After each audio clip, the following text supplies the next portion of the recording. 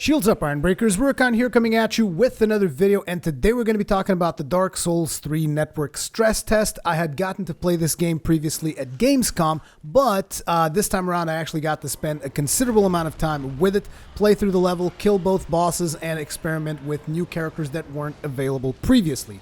With me today I have Globku from Magical Noob. Say hi, Globku. Hey, how's everyone doing? What a pleasure it is to be here once again in your channel, Rurikhan. It's an absolute pleasure. I'm really happy. Okay.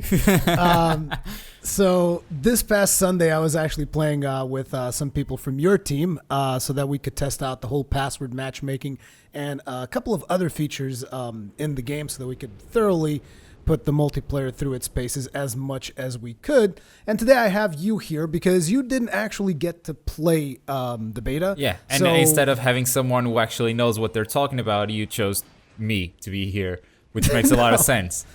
It does make sense because basically you're representing the audience. You're representing the people that didn't get to play the game. All right. So you get to ask their questions as I bring forth all the different points. Why are you so gay?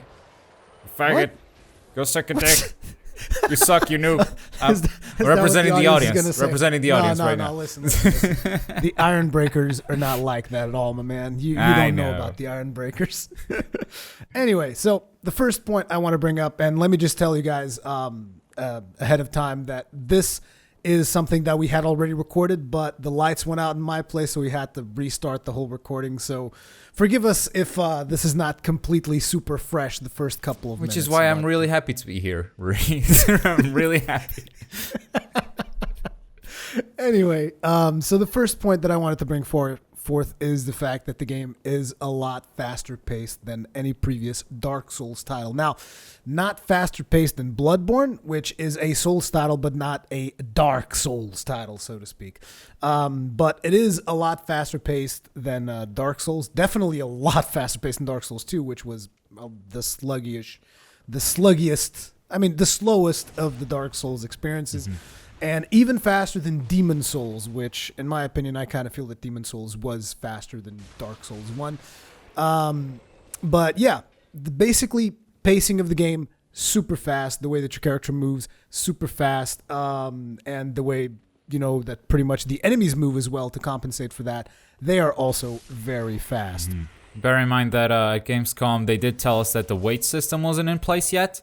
And since this was pretty much the same demo, I believe the weight system still isn't in place. Of course, we weren't able to access the inventory or anything like that to check out what we had equipped, where our stats were. So we can't actually confirm that to any degree, but we are assuming that weight system still not in place. We don't know if it's going to be possible to move with that kind of armor that you had, like especially the knight. I want to say the knight had a lot of plate armor and kind of a heavy shield, or at least it was heavy looking. And he was still able to move incredibly fast. So the weight system probably not in place yet. Yeah, particularly when you pick up the... I'm pretty sure that the weight system in and of itself was not in place, but the characters, even with that, they would still have beefed up stats. But one of the things is obviously that as you pick up a great sword, the game automatically equips that great sword, and it is not taking into consideration that beyond that great sword, you also have your main weapon equipped, you have your shield, you have probably another shield, and on top of that, you have the torch, you have all these things equipped. So yeah, I think the game is just taking your base equipment in consideration. Yeah, for this particular beta, but still, I think you are going to be able to move as fast as you see these characters, but you're probably going to have to make sacrifices. So say you're going to have less strength or less int or whatever it is your stat that your character will require to deal more damage. I think you're probably going to have to tone that down or have lower vitality. The typical thing about Souls. I think the speed that we see here is able to be achieved, but you will going to have to make some choices along the way for that to happen. Okay. Now, beyond the faster pace of the game, another thing that I've noticed is the level design, which is obviously something that a lot of people care about, particularly since Dark Souls 2, because the levels in Dark Souls 2 were a lot more linear than previous Souls entries. But since Bloodborne, the level design on Bloodborne, at least in my opinion, was pretty solid with the levels, circling around themselves and the whole maze-like feel that you get from those levels. All I can say is that was definitely present in this demo that we've gotten to play, because I personally got lost a whole bunch of times. I've confused things, like there's a door which leads to an elevator, but there's actually 2 different doors that lead to 2 different elevators. And sometimes I would go by one and I'm like, hey, that's the elevator door. And then I opened another one and I'm like, hey, I opened the elevator door, but there was yet another elevator door. It's like very, very confusing. And then there's like 4 towers that look very similar. And as you go through all these 4 towers, you have to keep in mind, okay, this is like tower number 1. This is tower number 2, because they all lead to different sections of the level. Oh, boy. And yeah, it is pretty confusing. It took me quite a while to actually wrap my head around the level until I was able to successfully navigate it and say, okay, the key is over here, the elevator is over there, the bonus boss is over here. It took me quite a while to get to that point. See, that doesn't sound great to me. Because the thing I really liked about Bloodborne and Dark Souls is that whenever you go into a new area, there's these kind of landmarks that you can recognize, and you get acquainted with the terrain pretty fast. And if they have like all these similar pathways, all these similar towers, it's gonna be a bit tougher. I mean, there are definitely landmarks, which is why as you play more and more, you will be able to identify all of these things, and you will be able to know, okay, I came from there, this is where I need to go. But what I'm saying is that it takes you a while to get there, because this particular scenario was very similar looking. But there are landmarks in there. Like there's probably a torch in a certain place. There's an enemy placement in this way, and there's an item that, there's gonna be stuff that is different, and that you will be able to identify all of these towers and all of that stuff. It just will take you a bit, because it is very maze-like. And that, in my opinion, is a very good thing. The maze bit, yes. But having like all these sections that are super similar to one another is what didn't sound great to me. And again, I haven't played it. This is just from what you're saying. They're not super similar. They're similar, and it's easy to get mixed up, is what I'm getting at. It's easy for you to get mixed up and get a little bit lost in there. But after you go through the area a couple of times, you will learn to recognize it, and you will, like I said, like on Sunday, for instance, I already knew, like, okay, the boss is here, the key is there. The bonus boss is over there. Like, I knew all that stuff. But it took me like at least a good 2 hours before I could navigate the level like that. Yeah, but we're talking about a single area. We're not talking about the whole game. A single area, which and that area also has a lot of you can tell that there's a lot of Bloodborne influence to the design of this, because this reminds me of a lot of the city of Yharnam, the way that you see the buildings in the distance and all that. And you know that the design philosophy of Dark Souls is always like, everything that you see, you will be able to go to, and there's like tons and tons of buildings off into the distance. Like, I could easily see 10 to 20 hours of gameplay in this area alone, just like exploring everything and getting all the items and, running through the level and whatnot. You spent 6 hours in it, and you say you would spend another 14. No. Not the area that we had access to. I'm talking about the stuff that we could see into the distance. Okay. Because of all the buildings and whatnot. If all that stuff is going to be explorable, it's going to be completely insane. Right. And this is just like one overarching area. Like, let's say this is like the Undead Burg, There's still all the other areas that the game is going to have, which is just like, it's going to be on a completely insane scale. Unless they make it smaller, but I highly doubt it. I don't think that's what Miyazaki's about to do. He's not aiming for smaller, no. He's definitely not aiming for smaller. I highly doubt that is going to be a thing. So, 2 points that we've touched on: definitely faster paced action, and also the typical level design. Which, the level design basically is Dark Souls 1 meets Bloodborne. That's kind of how I feel about the level design of Dark Souls 3 so far. Now let's talk a little bit about the actual gameplay, specifically about melee. How does melee handle? Does it handle more like Dark Souls 1, Demon Souls, all that stuff? What is the deal? What have they implemented of new things? Something that is definitely new that we haven't seen in Dark Souls is charged melee attacks. Dark Souls 2 didn't have those, if I remember correctly. Pretty sure it didn't. I'm pretty sure it didn't. Charged attacks first showed up in Bloodborne. So now you have charged attacks with your R2. You're able to charge them up, and you will get. It's the same animation that you usually get if you were just to press R2, except that you can charge those up to really deal more damage if you so desire. And on top of that, there's also the sword arts, which also have their own kind of charging mechanic, which varies depending on weapon. Now, something that we didn't know, and that I brought up the last time that when we went to Gamescom, was the whole thing, there's a mana gauge on screen. Right. Why is there a mana gauge on screen? That mana gauge is still there, and sword arts consume mana. Okay. And when you did magics, did it consume the same bar? Exactly. All right. Magic also consumes mana. So you now have to manage the mana of your character for both melee attacks as well as, not just melee attacks, for the sword art specifically. Right. And also for magic. Now, talking specifically about the sword arts, because I want to kind of separate the discussion. First, let's talk about sword arts, then we'll talk about magic. We had access to a couple of different weapons. We had the regular sword, in which the sword art basically, when you press the sword art, your character shifts into a different stance, and basically he two-hands the weapon at the same time. So if you have a regular long sword, you press L2, and your character just like goes into this stance of wielding the weapon in two hands, and then you can press R1 and he does an attack, which was like an upward type swing. You can also press R2, and you could like charge up your sword arts. Okay. Do you have to hold L2 to remain in the stance?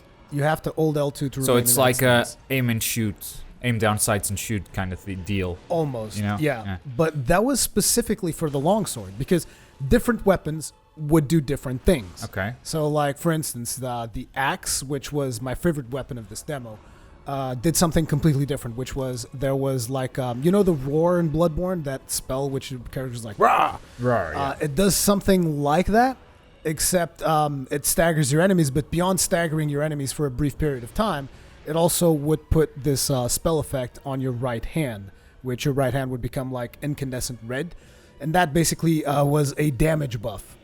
So it would stagger your enemies and give you a damage buff. And on top of that, it would change your regular charged attack. So if you were to do a charged attack after doing the buff, your character actually did a different animation, which in the case, this was only available for the Northern Warrior. What he did was like he would charge forward and he would like shield bash the enemy. Right. And right after, like without you performing any more inputs, right after shield bashing, he would do an upward swing with the axe. So this would be like you would charge all the way. Your character would like do a little charge forward, shield slam, and instantly attack upwards with the axe. And that was like one of my favorite attacks of the whole thing. And you could do this both with in one-handed mode as well as two-handed mode. Naturally, doing it in two-handed mode would deal more damage. All right. So that was the one that I did the most. Then you also had the Greatsword. The Greatsword sword art was something weird. I didn't really completely understand what it was doing, but your character would like move the sword in front of him in a manner almost like if he was parrying, but I'm not sure if he was parrying or not. And if you did you try it? Did you try timing it with an enemy attack? Dude, yeah. Didn't work. I wasn't able to do it, but it looked that way. It looked like a parry. Okay. But I'm not sure if it was or not. It might not be. And if you pressed R2 immediately after that, it would also do like an upward type thing that would just lift your target into the air. So that was the like special attack of sword art for the Greatsword. I didn't spend a lot of time with the Greatsword, I'll be honest, because I was having a lot more fun with the other weapons, so I focused on the other stuff. We also were able to play with a spear, but we weren't able to use the sword art because the shield, this was for the Academy Assassin. The shield that the Academy Assassin had was a buckler for parrying, so there was no sword art for that, which is important. Sword arts are using the same button as parry. Yes. I still don't know exactly how this is going to work out. For the beta, what they did is depending on the shield, right? Yeah, what they did in the beta was they gave you different shields. Certain shields would give you the sword art for the weapon. Other shields would give you a parry animation. Yeah, so you can see the little icon on, like, when you have the shield equipped, you have a little icon of a sword or a little icon of another shield. And that pretty much tells you if you can parry with L2 or if you can do the sword art. And I think that might just be like a final game mechanic. That's just how it works. You want to parry, you got to pick the shield for that. But how do you pick? Because I've seen the same shields, some of them with parry, and like for instance, the Northern Warrior had 2 shields. One of them would parry, the other one would allow you to do the sword art. You know, they might have looked like the same shield and have different names. You know, one of those things, or it's like I don't want to say. So Dark Souls doesn't really go into the random drop kind of thing unless you're doing chalice dungeons, I guess. But yeah, it could be like a random enchant kind of thing, you know. I was thinking more in line. That. I think it's going to be like specific items are going to do specific things. It's going to be either sword art or parry. Yeah, is different upgrade paths. So like you could upgrade a shield to allow you to use a sword art, and then you could upgrade a shield to allow you to use parry, which would allow you to basically you just collect the shields that you like, and you just pick like, okay, I want this shield for parrying. I want this shield for sword arts. I know in Dark Souls it's going to be like different blacksmiths are going to enchant you in different ways. Yeah, who knows? But that could be a way of handling it. The other way is, like you said, you might just have different shields, and some shields will allow you to parry. Other shields will allow you to do the sword art, which seems to me like is probably the most probable thing. Like my whole thing about upgrade paths, it seems way too ideal. I don't think that's going to happen. But anyway, that is pretty much what we had on Melee. I mean, there was also the scimitars. We weren't able to access our inventory, so I couldn't test like if you could, you know, do the classical dual wielding of like just dual wield whatever weapon I want. Right. The only weapons. But they did say it was possible, though. They said at E3. Yeah. I remember that it was possible, and they said at Gamescom as well. But in this demo, the only thing you could do is if you want to try dual wielding, you pick up the scimitars, and they automatically equip both of them. And the way that works is when you have the scimitars in one-handed mode, it's just like it's scimitar and shield, and then you press the switch like if you wanted to two-hand a scimitar, and it just like dual wields the scimitars. In terms of dual wielding, in terms of attacks and whatnot, works very much like in Dark Souls 2. So you press L1 for your actual dual wielding attacks, and you can press R1 to just do regular one-handed attacks while keeping your other hand free. Pressing L2 will give you the sword art of the scimitars, will consume mana, and it's basically like a spinning fast attack type of deal for AoE. That is pretty much it. The charge attack would be a regular charge one-handed attack. So, I mean, that's pretty much it in terms of dual wielding and whatnot. Once again, unique sword arts for different weapons. Like completely unique different sword arts for different weapons. But I'm not sure if that is going to be the case, because basically all the weapons that we've discussed here, they are all, how should I put it? Different types. They're all different types, yes. They're all different types of weapons. I also played with the mace. To Miyazaki. You asked that question to Miyazaki, and he said different types will have different sword arts, but so will different weapons. Exactly. That's so. So some of them might actually be the same, if I recall correctly. Yeah, some of the same weapon types might have the same sword art, but not all of that type will have the same. Yeah.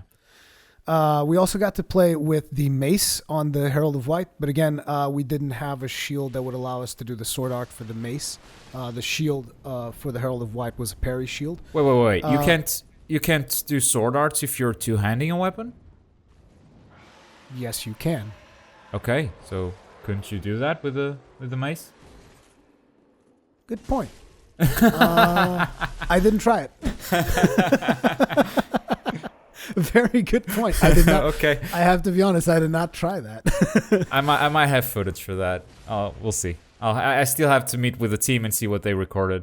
But they told me they have been very thorough with like testing different movement speeds, different dodge animations, different weapon animations, and Look sword at the arts magical and all that. Noob team being more thorough than me. Yeah, Damn. they did 9 hours of content, so they played all 3 days. They got 3 hours more. It was those 3 hours, man. Those 3 hours didn't let me two-hand. It was sort of like day one, just play the game, explore the world and stuff. The other 2 days, you're gonna gather info. But I tried. I think I tried two-handing it. I'm not sure if I tried doing the sword art, but I don't think you could do the sword art for the mace. But I could be wrong. But I don't think you could do the sword art for the mace. Anyway, beyond the mace, there was no bow. We looked for a bow as thoroughly as we could. We couldn't find it. And what was the other weapon? It was the spear. Also couldn't do art on the spear. Mm-hmm. So let's talk a little bit about magic, which is something I know that a lot of people are curious about. How does magic work? How does all this stuff work? Well, before we get into the magic, though, I want to bring up the topic of the mana gauge because this is very important. So with the introduction of a mana gauge, you guys might be wondering, so how do you regain your mana? Do you have to get back in Demon Souls, which was the only other Souls game to have a mana gauge? You used to have these old spices that you would get, which would allow you to regain your mana. And in here, the solution is actually a lot cooler, in my opinion, which is you have a different Estus flask, which is called an Ash Estus. And it actually, in order to automatically link that intuitively to your mana gauge, the Ash Estus flask is blue. Blue ash. You're drinking ash. blue ash. That's what's going on. No more orange juice for you. And the Ash Estus flask gets replenished whenever you rest at a bonfire, very much in the same way that your regular Estus flasks get replenished when you go to a bonfire. That's really cool. Now, something very important about Estus flasks is that we had 4 characters available in the beta, and they all, not all, but the 2 melee characters had 10 regular Estus flasks and 3 Ash Estus flasks. Whereas the 2 spellcasters had 6 Estus flasks and 7 Ash Estus flasks. So 13 total. Yeah, for but both, different. But could it be like quantities. an item that you choose to, but then you have to choose which one you upgrade? I think that the case here is going to be they will be linked to stats. Because that's the only way. Because, I mean, if you're going to go about, you can choose to upgrade this thing or that thing, dude, players can farm that. So basically, I can go to New Game Plus, and then I can farm the item, whatever item I need for the Ash Estus, and I can go to New Game Plus again. Sure, and farm but there's a need. limited amount, so. Yeah, but I can go through the game 5 times without leveling up and get as many Ash Estus as I want and still do PvP with it. That's true. Yeah, so basically, you can break the game if it's just an item that you get throughout the game. You can break the game by upgrading it. Now, either they limit the amount of upgrades that you can do, and you can only upgrade grand total of 10 times, and you can split that evenly among each of the flask types, or it's tied to a stat, which I think would make more sense. So, Ash Estus would be tied to something like intelligence, or I don't know, whereas regular Estus would be tied to your vitality. Or I don't know, but something. it was never like that, though. It wasn't, but they're gonna have to come up with some kind of mechanic if they're gonna want players to have different amount of Estus. Now, the problem that I see with this is that if the Ash Estus is tied to your intelligence, you're like, wait a minute, what about my sword arts? What if I want to really do a lot of sword arts? Do I have to put intelligence in my character? How's that gonna work? I don't know.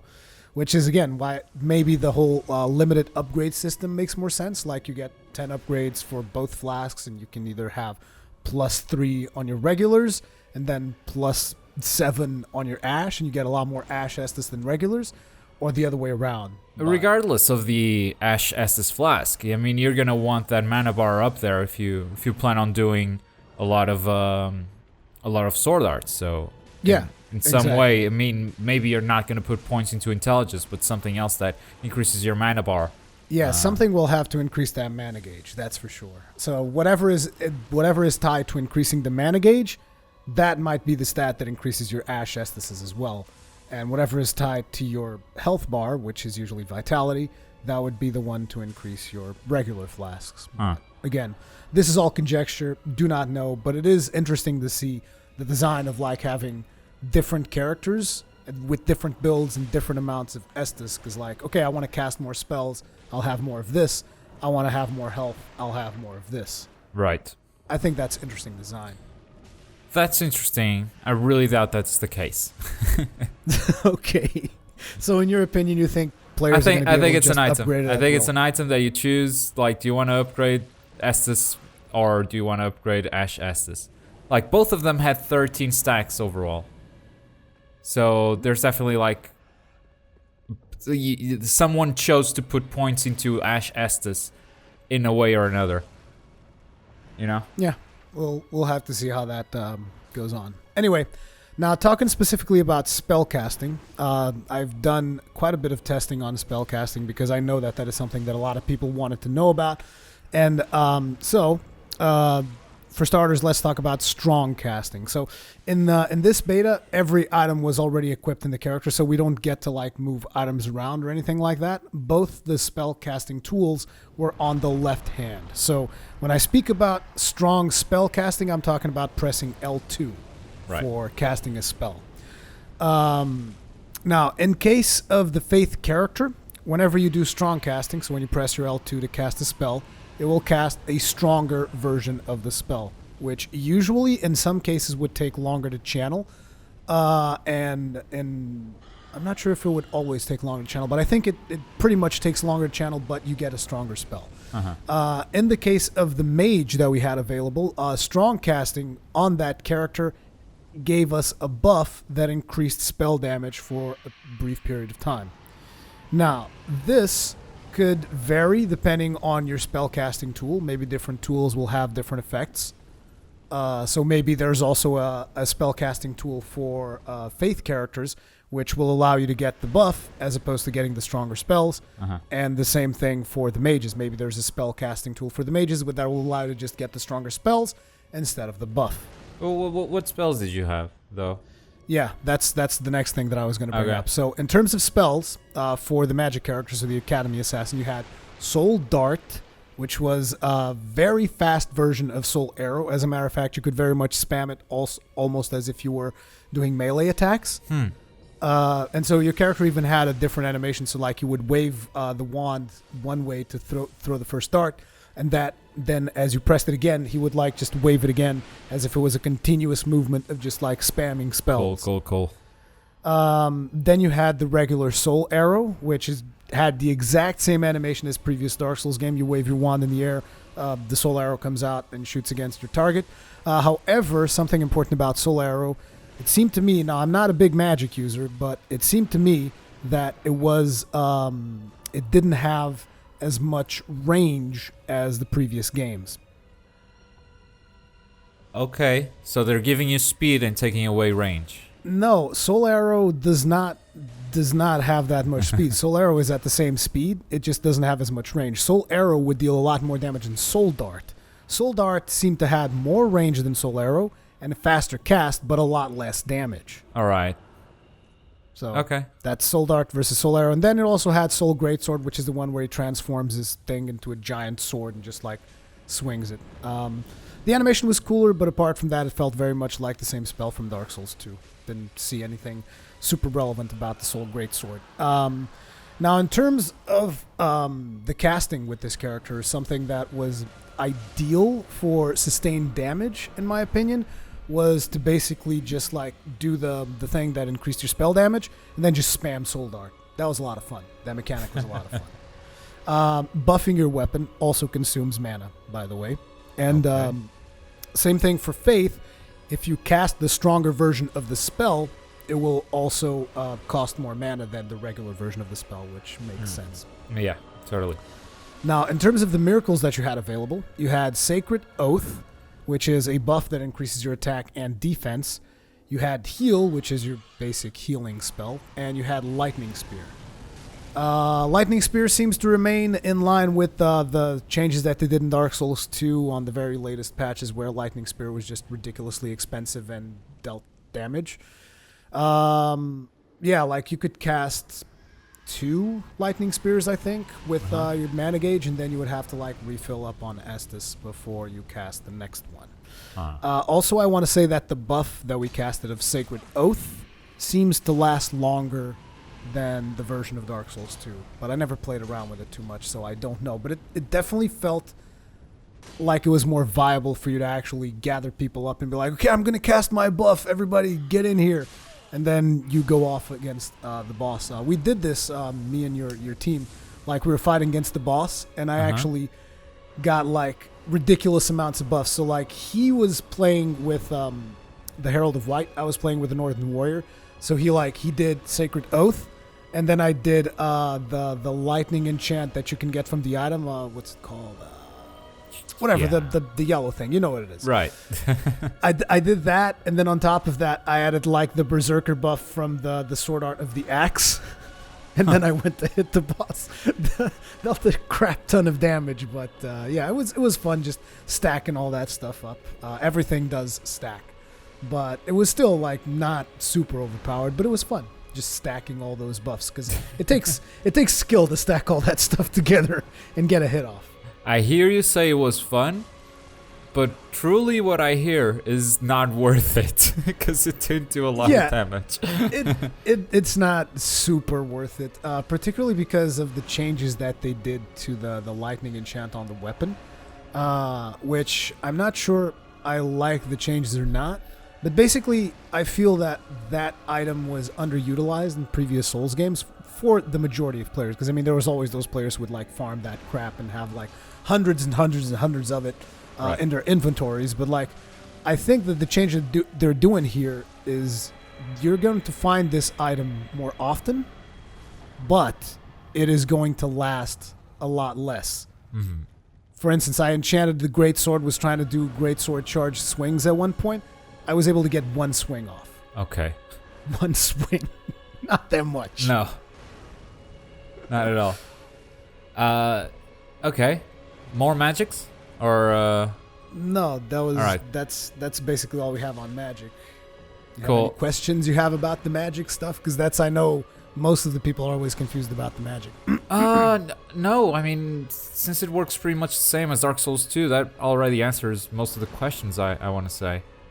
It doesn't work the same. It's got all the things with strong casting. Dark Souls 2 did not have strong casting. Yeah. But once you establish that parallel and then say, but this is different, I think you painted a clear picture for everyone. Okay, so the next topic at hand is what about humanity? How does humanity work? How does the whole dying state, not dying state works in this game? Well, this game is a mixture of Dark Souls and Demon Souls when it comes to that regard. So in Dark Souls 2, whenever you died, you would lose a little bit of your hit points, right? Yeah. And your hit points would just like gradually become smaller. Right. In Demon Souls, it was different in that basically you die, you would lose half your health, and that's it, like in one go. Okay. And you would remain that way forever until you would revive. So you could die as many times as you want, you would always be at half health. Okay. In this game, it seems like when you die, or actually when you started in the beta, you were in like the dead state, so to speak. You're going to have less, 1/3 less hit points. You're going to have only 2/3 of your hit points available to you. And you can use this item, which is an ember. And you can use it anywhere. You don't have to be at a bonfire and be like, restore humanity. Nothing like that. You can use it anywhere you want, very much like Dark Souls 2. And that will restore your hit points to their maximum capacity. And it will give your character a look as if he is not burning, but like cinders are like shown throughout his armor. So... that's very much whenever you have an ember, it's like your character's on fire or something. I don't know what the deal is behind that. It's going to be something with the lore of the Lords of Cinders and all that. But yeah, basically in this game, instead of humanities, you have embers. And whenever you die, you're going to lose about 1/3 of your hit points until you get back your human form through the use of an ember. Playing in multiplayer... Wait. But do you, when you use the ember... does it fill up your health, or does it just increase your max health and then you have to... Okay, so you don't have to use an Estus flask after using an ember? No. Nothing like that. Doing multiplayer stuff, like for instance, you defeat an invader, you can get embers from that. And also, if someone is dead and they're helping you... I mean, I'm assuming you obviously know that in order to summon people, you have to be in the ember state because you have to be in human state in order to summon. Very much like in all the other Souls games. Yeah. But you can be summoned while being dead, very much like all the other Souls games as well. Yeah. Now, the difference here is... well, it's not very much of a difference, but say you summon someone into your game... if they were dead previously, they automatically get restored to life. I think that was also the way in Dark Souls 1. I don't remember if you get a humanity or if automatically puts you alive. It's been a while since I played Dark Souls 1 still. But yeah, very much you instantly become alive or an ember state, whatever you want to call it. And again, defeating players will give you embers. So there you go. That's pretty much the way that humanity works on this game. Now, in terms of multiplayer... Uh-huh. So when you join someone, do you also get 1/3 of your health, or...? Yeah, so if you are a phantom in someone else's world, you will have the reduced hit points. Even if you were alive in your own world, when you get summoned, you will have reduced hit points. I think that's pretty much an intended mechanic so that you always have a little bit of a disadvantage when you are engaging enemies. Yeah. Another thing when you get summoned is that it also limits the amount of Estus flasks you have. Wow. So, yeah, for instance, if you summoned the Northern Warrior, which had he had 10 flasks in his regular world, he would have 10 flasks of 10 Estus flasks and 3 Ash Estus flasks. If you would summon him, he would have 5 regular Estus flasks and only 1 Ash Estus flask. Reduces to half. Reduces to half and it rounds down. And it rounds down, yeah. And it was very much the same for the other 2 characters. Although this is the only character I remember the exact numbers of Estus, because that's the character I've played the most, the Northern Warrior. And doing the multiplayer thing, we were using the password matchmaking. It works flawlessly. Like it's even better than Bloodborne. Like that is awesome news. A lot of times we'd be like, I'm putting my sign down, and the most we've ever had to wait to see each other's signs was 10 seconds. Okay. And never more than 10 seconds. So how do the signs work? Same thing as Dark Souls 1? Same thing as Dark Souls 1. You put down your sign, someone is at the same spot, they see your sign, they activate it, you get summoned. So the only quote-unquote consumable to summon someone is an ember? Yeah, you need to be in ember form. Okay. So you're going to have to stack up them embers if you want to do some multiplayer. Great news. Yeah, it is great news because it seems that they are embracing the co-op aspect of Dark Souls, which is something that they've always been very like, no, you're supposed to play with random strangers, you're not supposed to play with your friends, and everybody's always trying to come up with ways to like circumvent the system, and it seems that now they're like, we like what we did with Bloodborne, so here you go. It's the same thing for Dark Souls, except they're using signs, which I like what they did with Bloodborne. It's a much better system. Using signs is even better than the summoning system in Bloodborne. Really? The ring-a-ding-ding? Yeah, because a lot of times, players like you who can't sit still, like, it will take a long time to summon someone. That's a myth. I knew you'd say that. Unconfirmed. Unconfirmed. Standing still does not summon you faster. Unconfirmed. I'm telling you, man. Anyway, it doesn't matter. With this system, it is a lot easier because you can just plop it down, go do whatever the hell you want, and all the other person needs to do is just sit there and wait for your sign. It's super easy. And again, never took us more than 10 seconds to get a sign. Now, something that I would like to see, and wasn't present on this demo, is I would like to see the small sign soapstone make a return. Okay. Do you know what that is? I remember that name. I don't know what that is. Basically, the thing is, as with every Dark Souls game, whenever you summon someone into your world, you both kill the boss, you can never summon them again. In Dark Souls 2, you could summon them again using the small sign soapstone, but it was for smaller periods of time. So if you still need help, like say for instance in this specific case, say we kill the main boss. Right. And now I'm trying to kill the secondary boss. And I can't kill it, and I need help. You can't help me because that secondary boss does not count as a main boss. Because it's in the same area, right? No, it's not just because it's in the same area. Like, it doesn't have that boss health gauge. It just has, it's like a mini boss, basically. Okay. It's not a real boss. So let's say I wanted help for that, you would not be able to help me because we already killed the main boss in my level. Right. And in Dark Souls 2, you'd just be able to plop down the small soapstone the small soapstone sign, and I could summon you still, even if it was for lesser time. It would just be like enough time to kill that boss, and I think that would also improve the co-op a little bit. But I don't know. Like, the way it is right now, I'm fine with it. If they really wanted to make it perfect, just add that small soapstone in there as well, and I think it will make things a lot better.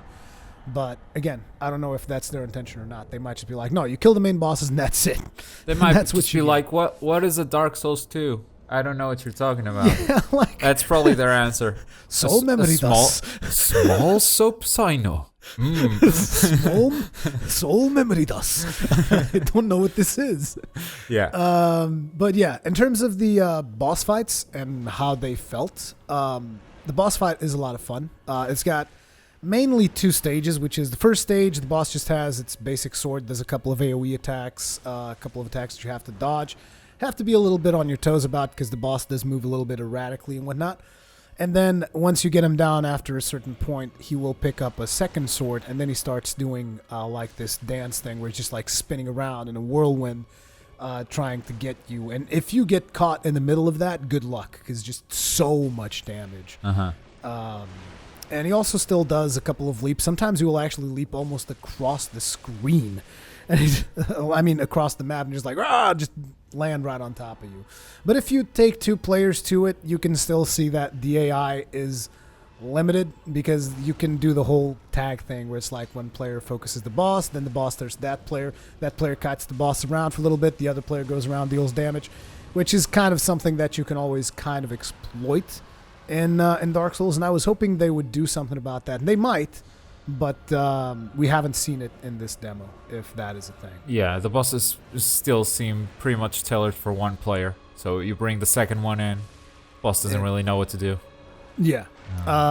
So that was the first boss. The second boss that a lot of people haven't seen had a mechanic similar to the curse mechanic in Dark Souls 1, except instead of curse, it's frost, which makes sense because you're the Lord of Cinders. You're supposed to be on fire, so if they freeze you, they freeze your fire and you're done. So whenever it fills up this gauge, very much like a toxic gauge or a poison gauge or a curse gauge, and if it fills up all the way, you're frostbitten, you instantly die, you become a statue, the whole 9. That's the mechanic that the other boss has. Apart from that, they move kind of similar. The bosses themselves are very similar. The Frost Knight and the Dancer of the Frigid Valley. It's basically like a mini version of that big boss, and it's got the whole frost mechanic to it.